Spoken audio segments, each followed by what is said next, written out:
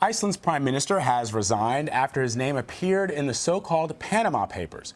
New revelations in those documents leaked from a Panama-based law firm has sparked anger around the world. The prime minister is accused of hiding money in an offshore account in order to evade taxes. Another world leader's name who's making the rounds is Russian President Vladimir Putin. Today, his spokesman denied that Putin had any link to millions of dollars kept in offshore accounts held by a close friend.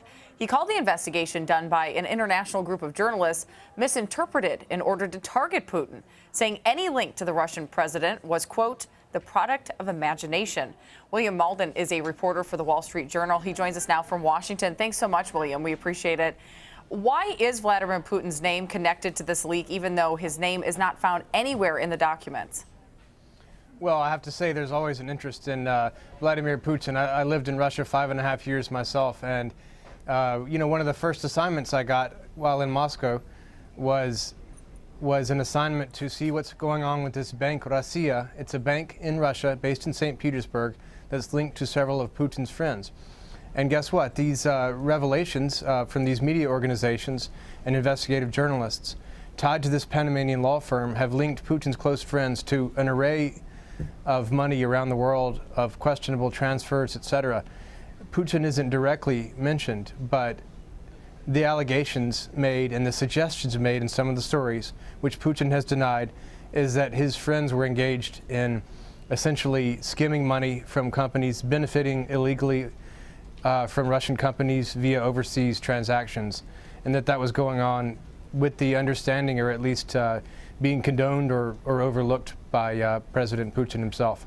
William, a lot of Vladimir Putin's friends and associates are connected to the Panama Papers leak. So will this hurt Putin's image with Russians? And if it does it even matter?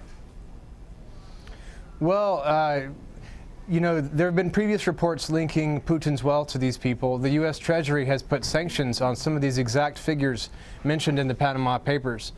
Very serious sanctions that prevent them or their associates from doing business around the world. So that hasn't shaken the regime yet. You know, in Russia, there's only one dominant party, and that's Putin and his associates. The state media has been basically ignoring this or mentioning the overseas allegations. So in countries like that, it's unclear that this will make an immediate difference. However, the level of detail in these allegations is just amazing. It's actually mentioning offshore companies' names, who had to sign off for the transactions among Putin's friends. So you would imagine that it would hurt Putin's reputation abroad and perhaps could contribute to discontent at home. But there are many other countries involved with strong state-sponsored media, and it's unclear what exactly will happen there. Very different from the Iceland situation. Well, that's what I wanted to ask you about, William. Iceland's prime minister forced to step down in part because of those immediate protests that you were talking about in the country. Are any other world leaders here under intense pressure?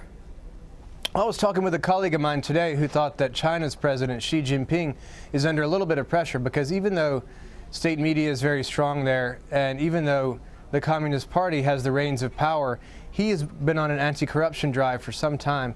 He's been essentially prosecuting and allowing the prosecution of rivals who have engaged in corruption. So the fact that people tied to the upper echelons of the Communist Party, family members himself, have had offshore accounts, really kind of calls into question what his corruption campaign really means. Of course, having an offshore account is not a crime, and this is the big thing. Some leaders are being hit for failure to disclose accounts. Others are just being accused of having offshore accounts and having offshore companies registered under their name that they may or may not have a significant financial interest in, if any. So it's a case-by-case basis. Iceland is a European, you know, type Western-leaning country, strong political opposition. Other countries, Malaysia, for example, Saudi Arabia, where people have been linked to offshore accounts, it really depends on the devil in the details, the revelations, and how the country's elites, citizens, and opposition figures treat it.